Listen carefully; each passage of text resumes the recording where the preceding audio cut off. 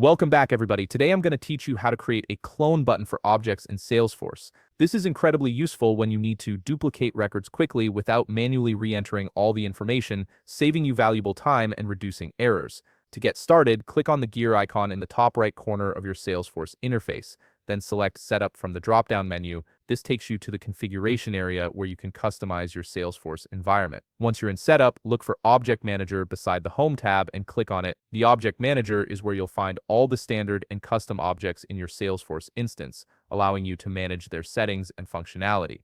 Now, select the object you want to add the clone button to. For this tutorial, let's use Account as an example, but you can follow the same steps for any object you're working with. After opening your chosen object, navigate to the Buttons, Links, and Actions section from the left sidebar. Here, click on New Button or Link. This is where you'll create the custom clone functionality. In the setup form that appears, set the label field to clone. This is what users will see on the button. Then set the name field to clone as well. The name is the internal API reference for the button. For display type, select Detail Page Button. This ensures the button appears on the record detail page where users can easily access it. Next, choose URL for the content source option, as we'll be using a URL formula to trigger the clone action. Now comes the important part.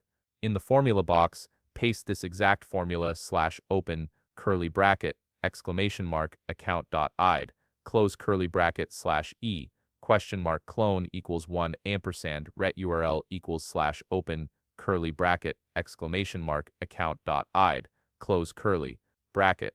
This formula tells Salesforce to open the edit page with all the current records information, pre-filled, ready to be saved as a new record.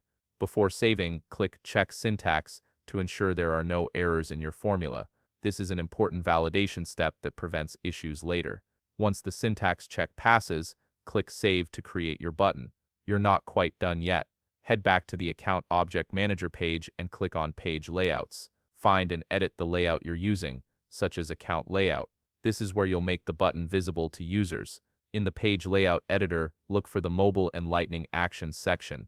You'll see your newly created clone button in the palette on the left. Simply drag the clone button from the palette into the Actions area of your layout.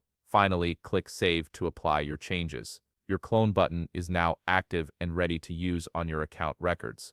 And that's it. You've successfully created a functional clone button that will help you and your team duplicate records efficiently. If you found this video helpful, please leave a like, subscribe, and see you in the next video.